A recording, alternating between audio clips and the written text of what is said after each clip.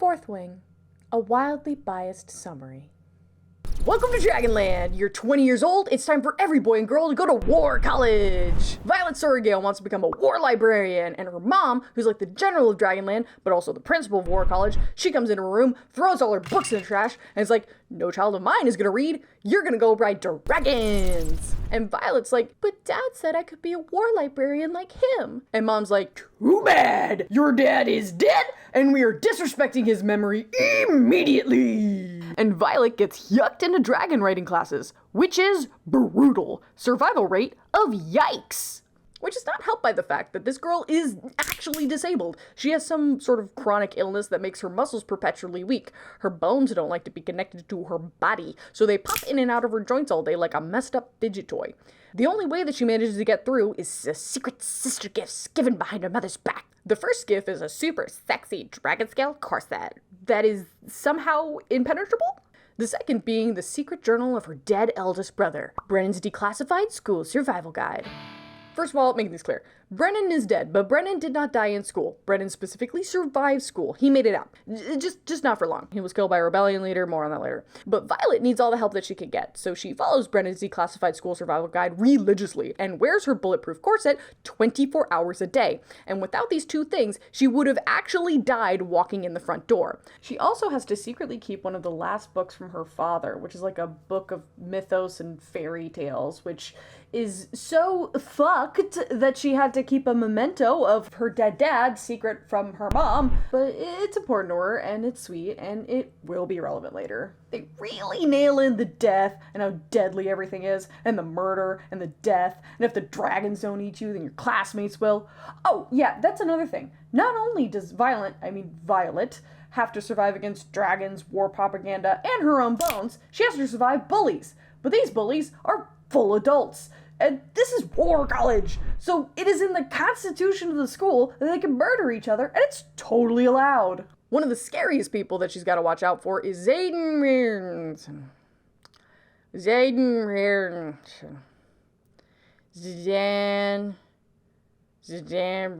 So Xanax is one of the March ones. After a failed rebellion that ended in a lot of execution, the leftover kids got branded, and they made a deal to keep their lives, only if they could survive being dragon riders, which, once again, is a death sentence. And the general was super smug, like, the kids will just end up getting themselves killed all on their own, so we don't have to directly kill children, which is fucked. But joke's on her, Xanax, son to the head of a rebellion, is a total badass and excelled at Dragon College, and essentially already earned his associates in dragons, which means public enemy number one is the leader of his own squadron of dragon riders in the school. And guess who gets assigned under him? Yup, Violet Sorregale. So Xanax has to deal with the daughter of the woman who executed his dad in front of him, and Violet has to deal with the son of the traitor who killed her brother. So that's neat. Welcome to the Fourth Wing, which is the ranking system. But it's also the name of the book. So Violet uses the guidebook and her own creativity to go through the death trials while still being the weakest little lassie in the whole wing. Just watching her classmates drop like flies all around her while she's breaking her own bones and then sticking them back in place. Her resilience and inability to just fucking die pisses Xanax off, but it also kind of turns him on. Ooh, violencia. The one person who is fucking panicking about Violet dying is Dane. Dane? Childhood best friend turned dragon rider hottie. They clearly have feelings for each other, but Dane is so chained up by stupid rules that he has left himself emotionally constipated from the massive stick up his ass. He's sweet, but his version of helping Violet is just trying to get her out of even trying. Not only because he wants to keep her safe from all harm, but because he thinks of her as the most delicate little flower who couldn't possibly accomplish anything if she even remotely tried. Just wants to put her on a little pedestal and leave her there. Don't even raise a pinky, you will break it. And this fool frustrates Violet because of the lack of confidence he has in her. Granted, he's right. She would break her neck if she turned her head too fast, but she's a strong, independent woman who can at least try to look over her shoulder dramatically. So after some classes, some gauntlets, making friends, watching them die, and avoiding murder bullies at every turn, Violet finally survives to go through the threshing, which is the weird ritual where you and your dragon choose each other kind of thing. Which brings us to everyone's favorite part.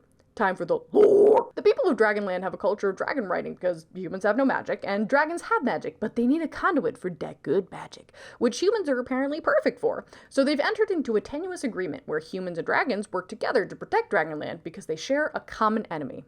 Alright, quiz time. What's the #1 natural enemy of both dragons and humans? All together, everybody. 1, 2, 3. Capitalism, black pressure. Or werewolves. Okay, we were not on the same page there. Oh, geez. Okay.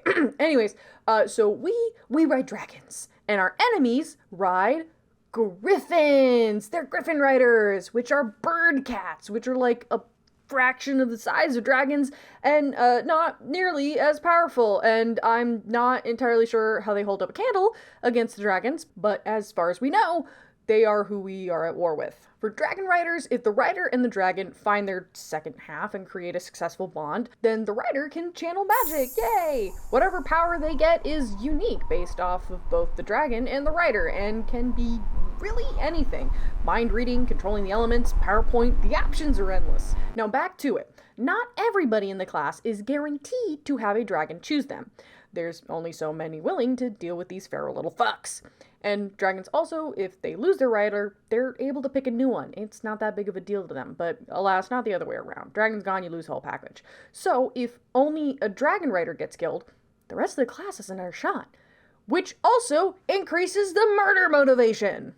What the fuck is this self-preservation in this country? Can I move? Do they value the lives of their riders in Griffinland? Because it's sounding more and more tempting with each internal murder I have to read about in this goddamn military.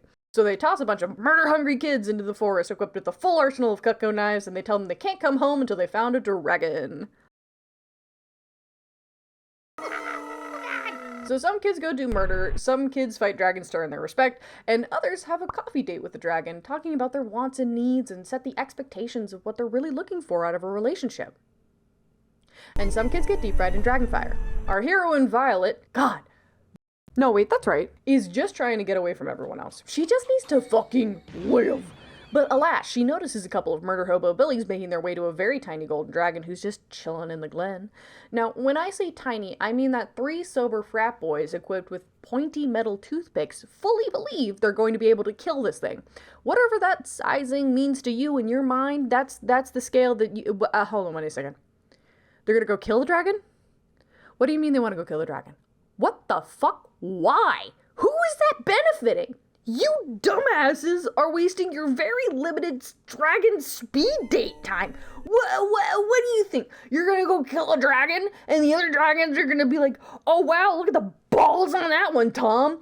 Killed that tiny defenseless dragon that can't breathe fire and has no claws. What a badass! That's totally the guy I want to strap onto my back and trust with my life in battle. Sure is a trustworthy, intelligent fucking boy. Anyways, as to be predicted, self-preservation has been chucked out the window, and Violet jumps in to protect the tiny golden dragon. Which, of course, the action of landing on the ground shatters both her ankles on impact, but she heroically stands and fights anyways. Just barely able to hold her own, like 3 against 1. Run while you have the chance. What are you doing? Go! These idiots are trying to kill you. I get that only bonded dragons can talk to their riders, but you've got to be able to understand the situation.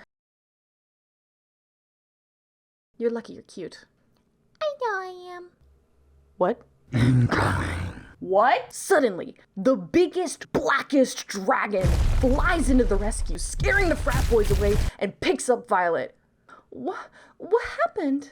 You're my rider now. Oh, wow, that's cool. And I'm here too. What? Unheard of in all of dragon riding history, 2 dragons decide to share 1 rider. Like some odd dragon riding throuple.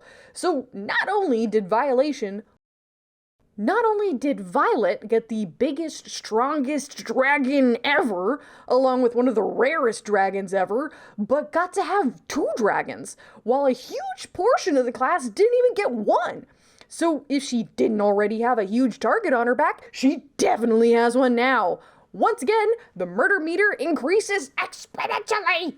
And then Xanax comes over and he's like, hey, can I talk to you for a sec? You know that dragon that picked you? Yeah, so that's my dragon's husband.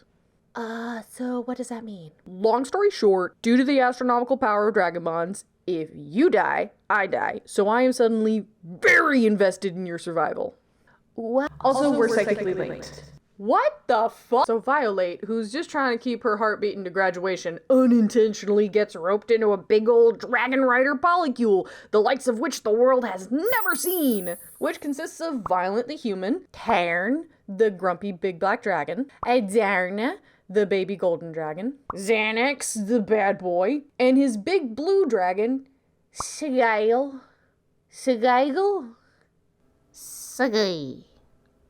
Xanax, as promised, gets very invested in Violet's survival, puts security detail on her, gives her a gym buddy so that she can get swole, and starts giving her personal training sessions, which, of course, is sexually charged. Ooh, violencia. All the while, the lot of them are tackling what it's like to be in a dragon-riding polycule, which, for their psychic link, Xanax teaches her how to operate a mind shield so that she can— Hold on. What is Rasan doing here? Oh my god. Wrong asset. I'm so sorry. I do not know how I mixed up those two. They are 2 completely different characters. Oh, that's such a weird mix-up. Anyways, Violet gets trained up physically, mentally, and sexually. Rawr. After some near-death experiences, Constipated Dane being the actual worst, and some much-deserved bully murder, Violet and Xanax finally fuck their feelings out. Little Miss Handicap gets handy-clapped. And thanks to some post-nut clarity, Violet discovers she has lightning powers, and sometimes time travel? The order of operations there is lost on me at the moment, but you know what? It doesn't matter. You know, it does matter. The government is lying to you, and this book of fairy tales proves it. Listen to me. The people of Dragonland try to play it off like they're in some sort of mega world power, and they got these super strong magic wards protecting them from the Griffin Riders, which, once again, already appeared to be such overkill to have a magic bug zapper for birds. And for what? I'll tell you what General Sorengale and the Shadow Government is trying to hide from you.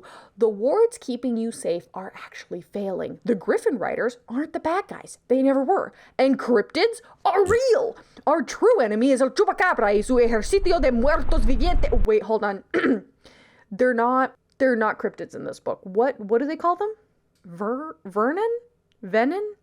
Am I pronouncing that? Okay, no, but seriously, Violet has to find out the hard way that all the things that go bump in the night that she thought were squandered away to myth and legend are fully real. They're the true threat to the country, and for some reason, the government doesn't want you to know about it. Which, by the way, we find out Xanax has known about the cryptid threat and has been chill with the Griffin Riders literally the entire time she's known him.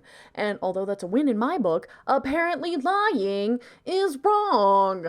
And Violet is super bad at Xanax. Fucking get a grip, girl. Let me enjoy the fluffy bird cats. God damn it. Anyways, immediately after Violinist— Would you believe me if I told you that not all of these mispronunciations were scripted?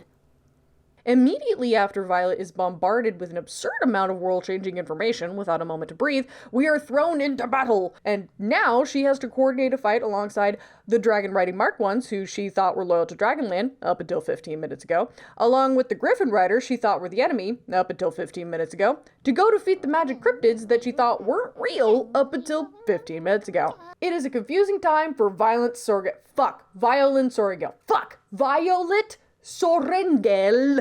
So the battle is happening, and it's cool, and in the end, some friends die. But Violet pulls a cool move where she controls lightning and time all at once and defeats the cryptid army, and it's sick as hell. She wakes up days later in a kingdom she thought was destroyed in the rebellion. Xanax standing next to her, and he's just like, hey, you have every right to be mad, but You know how I lied to you about the reality of the world and my alignment with the Griffin Riders and how I've been pretending to be a good soldier who's been reformed since my father's execution, but instead I'm incredibly bitter, and in reality I've been progressively working towards climbing the ranks so I can destroy the corrupt system of Dragonland from the inside?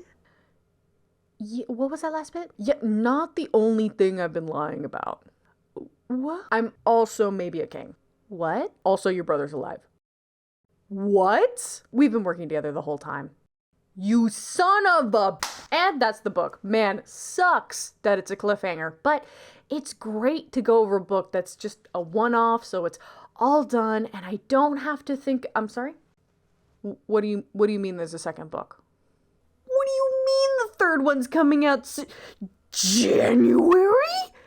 It's December! Do you know how long this took me to make? I still have to finish the Hackatar book.